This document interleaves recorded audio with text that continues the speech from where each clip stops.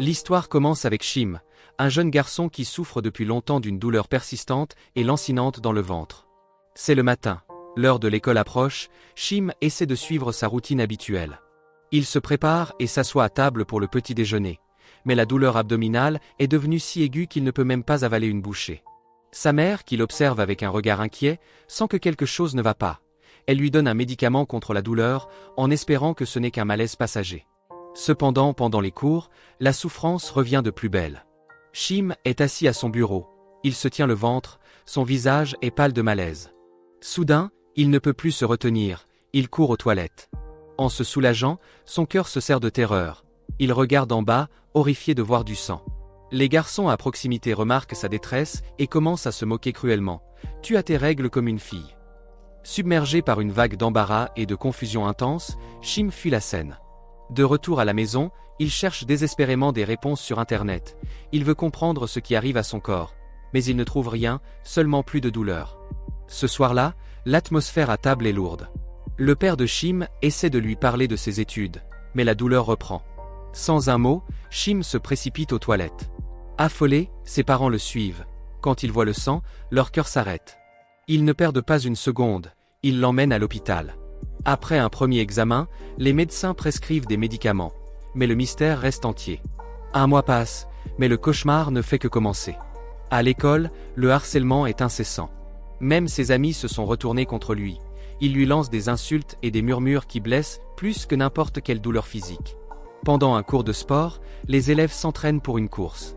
Shim est visiblement faible, son corps tremble, il supplie le professeur de le dispenser, mais sa demande est refusée. Les élèves se placent sur la piste, le sifflet retentit. Tout le monde court, mais Shim fait à peine quelques pas avant que tout devienne noir. Il s'effondre sur la piste, inconscient. Son professeur de sport le porte en hâte aux toilettes. Mais quand l'infirmière scolaire et le professeur le voient, ils sont paralysés de choc. Le pantalon de Shim est trempé de sang. La confusion est totale. Comment un garçon peut-il vivre ça? Ses parents sont appelés immédiatement. Comprenant la gravité, ils l'emmènent dans un grand hôpital de la ville. Là, il rencontre le docteur Lee. Après une batterie de tests et une analyse approfondie des résultats, le docteur Lee s'assoit avec les parents pour une conversation qui va changer leur vie à jamais. Il y a quelque chose de très rare dans le corps de Shim, explique le médecin. Quelque chose avec lequel il est né. Ce n'est pas exactement une maladie. Normalement, les garçons ont de la testostérone et les filles de l'estrogène, mais le corps de Shim contient les deux. En grandissant, son corps réagit aux deux ensembles d'hormones en même temps. Désespérés de sauver leur fils de cette souffrance physique et sociale, les parents demandent un traitement. Le docteur Lee présente un choix glaçant. Il faut faire d'autres tests pour voir quelle hormone domine. Si la testostérone est plus élevée, on peut supprimer l'estrogène. Il vivra une vie normale d'homme. Mais si l'hormone féminine, l'estrogène, domine, il faudra détruire la testostérone et pratiquer une opération de réassignation sexuelle sur ses parties intimes. Si on ne traite pas ça correctement et rapidement, avertit le docteur Lee, ces hormones vont s'affronter et ravager ses fonctions internes. Cela pourrait mener au cancer, cela pourrait mener à la mort. Pour les parents de Shim, cette nouvelle tombe comme une bombe. Le choc se lit sur leur visage. Sur le chemin du retour, un Shim confus demande ce qui ne va pas. Il n'arrive pas à lui dire la vérité. Il ment doucement. Ce n'est qu'une petite infection. Ne t'inquiète pas, ça va se régler bientôt. Après d'autres tests, le résultat dévastateur arrive. L'estrogène dans le corps de Shim domine. Pour sauver sa vie, l'opération doit avoir lieu immédiatement. Ses parents sont pris dans un tourbillon de chagrin et de confusion. Mais face à la perspective de perdre leur fils, ils acceptent l'opération. Tragiquement, Shim est tenu dans l'ignorance. Il n'a aucune idée que l'essence même de son identité va être modifiée pour toujours. Juste avant l'opération, un ami du docteur Lee s'approche de lui, il le supplie de ne pas continuer. Mais le docteur Lee est résolu, il refuse d'arrêter. La raison de cet avertissement mystérieux reste cachée pour l'instant, un secret que vous ne découvrirez qu'à la fin de ce voyage. Parce qu'une telle opération n'a jamais eu lieu dans cette ville auparavant, les médias envahissent l'hôpital comme des vautours. Ils vont jusqu'à prendre des photos intrusives du corps du jeune garçon. Shim, bien que jeune, sent le poids des appareils photo. Il est terrifié, embarrassé et complètement seul dans sa peur. Quand l'opération est terminée et que l'anesthésie s'estompe, Shim se réveille lentement. Il regarde son corps et réalise l'impensable. Son corps a été remodelé en celui d'une fille. Il comprend exactement ce qu'on lui a fait. Il reste allongé là, incapable de parler. Le silence de la chambre d'hôpital fait écho à l'effondrement de la vie qu'il connaissait. Le poids écrasant de la réalité commence à s'installer. Allongé dans ce lit d'hôpital stérile, les larmes de Shim coulent, silencieuses, amères et incontrôlables. Pour compléter sa transformation, le docteur lui prescrit un traitement hormonal. Il explique que dans quelques semaines, ces pilules feront développer à son corps d'autres traits féminins, y compris la poitrine. Le garçon qu'il était est en train d'être systématiquement effacé. La scène change, plusieurs mois ont passé. La transformation est visuellement choquante. Les cheveux de Shim ont poussé long. Il cascade sur des épaules, maintenant vêtus de vêtements féminins. Ses parents, désespérés de tourner la page du trauma, le traitent entièrement comme une fille. Même son identité a été réécrite. Shim n'existe plus. À sa place se tient une fille nommée Suzanne. Aujourd'hui, c'est l'anniversaire de Suzanne. Son père entre dans la chambre en souriant et lui offre un cadeau, une poupée. C'est censé être un geste gentil, mais pour Suzanne, cela ressemble à une insulte. Bien que sa forme physique ait été modifiée, son cœur et son esprit restent ceux du garçon qu'elle était. Elle déteste toujours ce que la société attend des filles. Dans un accès de rage contenue et de crise d'identité, elle met le feu à la poupée. Elle regarde le plastique fondre, reflet de sa propre vie consumée par un feu qu'elle n'a pas allumé. Pour un nouveau départ où personne ne connaît son passé, les parents de Suzanne l'inscrivent dans un nouveau lycée dans une autre ville. Le premier jour, on lui attribue une place à côté d'une fille gentille nommée Dia. Entourée d'un océan de filles, Suzanne se sent comme une île, isolée et profondément mal à l'aise. Soudain, en plein cours, elle sent une chaleur familière et redoutée. La panique monte, ses règles ont commencé. Par réflexe, elle court vers les toilettes des garçons. À mi-chemin, la réalité écrasante la frappe. Elle s'arrête, corrige son trajet et se précipite dans les toilettes des filles. Elle essaie désespérément de se couvrir avec son manteau. De retour en classe, elle trouve Dia qui nettoie discrètement le sang sur sa chaise. C'est un acte de pure gentillesse, sans rien demander. Touchée par ce geste doux, Suzanne regarde Dia lui demander pourquoi elle n'avait pas apporté de serviette hygiénique. Suzanne élude, c'est la première fois. Plus tard ce jour-là, les deux vont ensemble au magasin acheter des serviettes hygiéniques. À partir de ce jour, un lien commence à se tisser. Elles font du shopping ensemble, elles rient ensemble, elles trouvent du réconfort dans la compagnie de l'autre. Pour la première fois, Suzanne ressent un soupçon d'appartenance.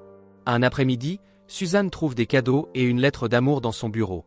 Ils viennent du garçon le plus populaire de l'école. Mais Suzanne n'a aucun intérêt pour lui ni pour ses grands gestes. Au contraire, le soir à la maison, elle se surprend à faire défiler des photos de Dia. Elle invite Dia chez elle. Dia accepte avec joie. Ravie de la visite, Suzanne demande à sa mère de préparer un festin. Sa mère, en cuisinant, remarque nonchalamment « Tu dois commencer à apprendre à cuisiner. Sinon, on me taquinera après ton mariage. » C'est censé être une plaisanterie légère. Mais pour Suzanne, cela ressemble à un coup de poignard. Le rappel du futur que la société a tracé pour elle en tant qu'épouse, en tant que femme, entre violemment en conflit avec le garçon qui vit encore en elle. Le lendemain, une fille nommée Jean est surprise à fouiller dans le sac de Suzanne. Elle cherche la lettre d'amour du garçon populaire. Elle ne trouve pas la lettre, mais elle découvre les médicaments hormonaux de Suzanne. Elle les prend pour des compléments de beauté ou des pilules pour la peau. Jean prend une photo. Dia la surprend et lui dit de laisser le sac tranquille. Jean s'enfuit. Après l'école, Suzanne emmène Dia à la maison. En voyant un ordinateur dans la chambre, Dia demande excitée à jouer à des jeux vidéo. Le visage de Suzanne s'illumine. C'est un loisir qu'elle adore vraiment. Mais quand l'ordinateur démarre, l'expression de Dia change. Le fond d'écran est une photo de Shim. Quand on lui demande qui est le garçon, Suzanne a la gorge serrée. C'est mon frère Shim, il est mort il y a quelques mois. Bouleversée pour son ami, Dia prend Suzanne dans une étreinte chaleureuse et réconfortante. La douceur de ce câlin fait battre le cœur de Suzanne plus vite. Plus tard cette nuit-là, Jean, qui a recherché le médicament sur la photo, dit à Dia que ces pilules sont pour la dépression. Dia fait immédiatement le lien. Elle pense que Suzanne prend des médicaments à cause du chagrin pour son frère mort. Elle se jure de prendre encore plus soin de Suzanne. Elle est déterminée à la sortir de cette obscurité supposée. Le lendemain, Dia dit à Suzanne que c'est son anniversaire à elle. Elle veut passer toute la journée avec son ami spécial. Elle sèche l'école et passe la journée dans un tourbillon de joie et de rire. Cependant, la journée est gâchée quand un homme essaie de harceler Suzanne dans la rue. Dia, farouche et protectrice, se met devant elle et donne à l'homme une leçon qu'il n'oubliera pas. Au coucher du soleil, Suzanne offre à Dia un cadeau d'anniversaire. Dia est ravie. Mais quand elle montre le cadeau à sa propre mère plus tard, la réaction est froide et cruelle. La mère de Dia, non seulement déteste le cadeau, mais elle insulte Suzanne avec méchanceté. Le lendemain, une Dia en larmes s'excuse auprès de Suzanne pour le comportement de sa mère. Elle révèle l'histoire tragique derrière cette amertume. Ma mère n'a pas toujours été comme ça. Quand j'étais petite, mes parents ont divorcé de façon terrible. Depuis, elle est prisonnière d'une profonde dépression sombre. Pour gérer la douleur de son passé, la mère de Dia s'est tournée vers la toxicomanie. Une spirale sombre qui l'a transformée en une femme amère et froide qui s'en prend à tout le monde. En entendant cette confession profondément personnelle, Suzanne sent un profond changement dans son cœur. Elle réalise que tout comme elle chérit Dia, Dia la regarde avec la même dévotion inébranlable. Accablée par le poids de son secret, Suzanne décide qu'elle ne peut plus cacher la vérité. D'une voix tremblante et le cœur battant, elle avoue à Dia toute la vérité sur son passé et son corps. Pendant un moment, un silence lourd plane. Suzanne se prépare au pire, convaincue que cette révélation va mettre fin à leur amitié. Mais les yeux de Dia s'adoucissent d'une compassion si profonde qu'elle transcende la compréhension. « Tu es ma meilleure amie, et les meilleurs amis ne s'abandonnent jamais. » Elle attire Suzanne dans une étreinte serrée. Dans ce câlin, Suzanne sent une sécurité qu'elle n'avait pas connue depuis qu'elle était Chim. C'est un lien plus précieux que tout ce qu'elle a jamais vécu. Le lendemain à l'école, les élèves sont assignés à des tâches de nettoyage. Le garçon populaire, toujours amoureux, intervient pour aider Suzanne. Cette scène met Jean dans une rage jalouse. Elle nourrit depuis longtemps des sentiments pour lui. Quand Suzanne essaie d'être gentille et d'aider Jean avec le nettoyage, Jean explose. Elle l'humilie avec des mots cruels devant tout le monde. Dia, incapable de voir son ami maltraité, tire Jean à part pour une confrontation privée. « Arrête de la traiter comme ça, ce n'est pas sa faute. » Mais Jean, aveuglé par la colère, crache encore plus d'insultes venimeuses sur Suzanne. Dans un moment désespéré de perte de contrôle, pour faire comprendre à Jean et susciter de l'empathie, Dia révèle le secret ultime de Suzanne.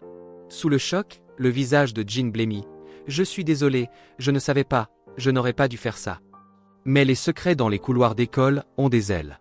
Le lendemain matin, l'atmosphère est devenue toxique. Chaque élève que Suzanne croise la regarde avec une curiosité prédatrice et hantée. Dia court vers elle, les larmes aux yeux. Elle supplie son pardon. C'est elle qui a laissé échapper la vérité. Le sol semble s'effondrer sous les pieds de Suzanne. Soudain, Jean entre en classe. Son remords a laissé place à une fascination cruelle et tordue. Derrière un si beau visage, il y a un monstre caché. Pourquoi tu ne nous montres pas ce visage? La situation tourne au cauchemar vivant. Suzanne fuit aux toilettes, mais une horde de filles la suit. Elle la coince, elle la nargue et la torture. Elles essaient physiquement de lui arracher ses vêtements pour satisfaire leur curiosité malsaine. Dia parvient à passer et à l'arracher de là. Elle la sauve d'une agression plus grave, mais le mal est fait. Suzanne, déjà fragile et luttant contre la dépression, est brisée. La personne en qui elle avait le plus confiance est la raison pour laquelle elle vient d'être déshumanisée devant tout le monde. Suzanne s'enferme dans sa chambre, elle n'est plus qu'une coquille vide. Voyant l'état de sa fille se dégrader, sa mère contacte le docteur Lee. Depuis l'opération de Suzanne, le docteur Lee est devenu une figure mondialement reconnue, célébrée pour la transformation miraculeuse et réussie d'un garçon en fille. Il les convoque en Amérique pour un examen spécialisé. À cause du trauma, Suzanne abandonne l'école et se prépare à quitter la ville. Dia, rongée par la culpabilité et le chagrin, envoie message sur message. Elle supplie une chance de parler. Dans un éclair de douleur et de trahison, Suzanne la bloque. Elle coupe le dernier lien avec son ancienne vie. Dans les couloirs calmes du nouvel établissement, les tests sont effectués. Les résultats sont alarmants.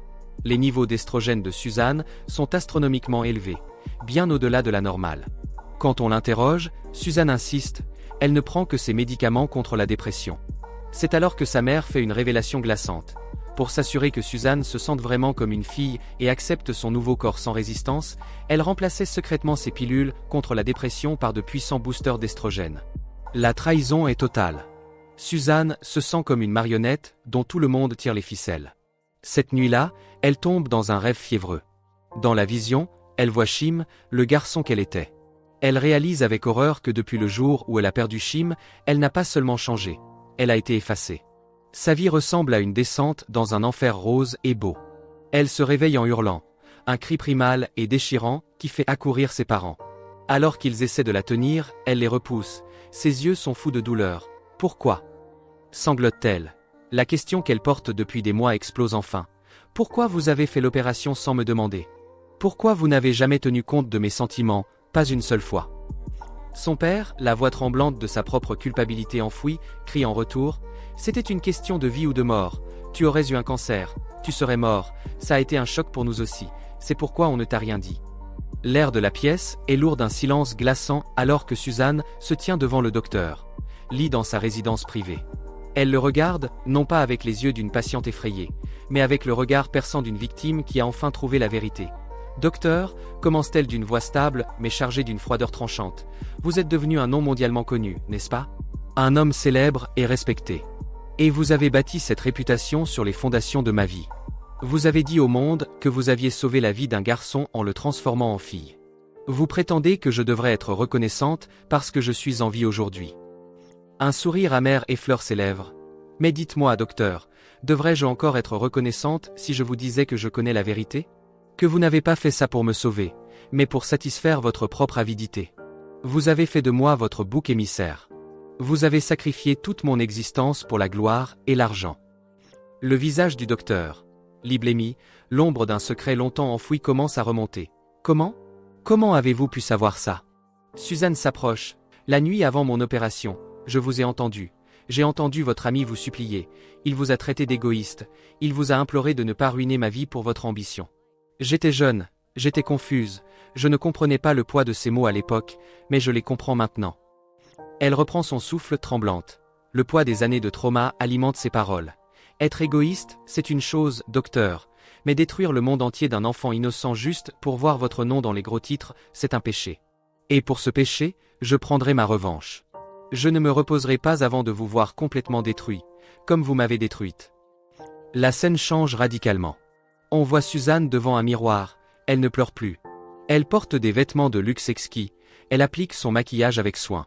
Chaque mouvement est délibéré, chaque regard dans le miroir est froid et calculé. Elle n'est plus la victime de ces circonstances, c'est une femme avec une mission. Elle se transforme encore une fois, pas parce qu'un médecin le lui a ordonné, mais parce qu'elle se prépare à une guerre.